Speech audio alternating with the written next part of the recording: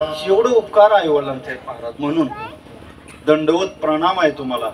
ज्याच्या ज्याच्या घरामध्ये आई वडील आहेत ना महाराज, ते दैवत आहे आपलं. आई वडिलांना कदापि विसरू नका महाराज. त्यांच्या डोळ्यामध्ये जर अश्रू आलं ना, ते अश्रू तुम्हाला पुन्हा सुखात जगू देणार नाही. नीट ऐका जरा, ते अश्रू तुम्हाला सुखात जगूच देणार नाही. का?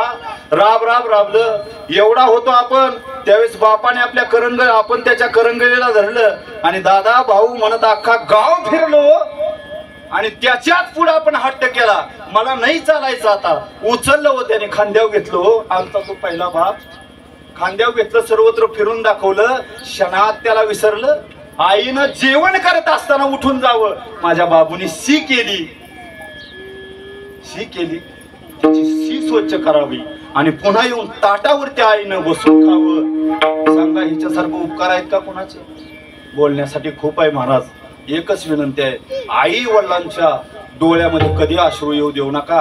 आणि आई वडिलांची एकच इच्छा असते, माझे नातू माझ्या जवळ असावेत. ठीक आहे ना? नातू जवळ असावेत आणि मुलांनी फक्त गोड बोलावं, एवढी इच्छा आहे. आई वडिलांना काहीच लागत नाही. विठ्ठल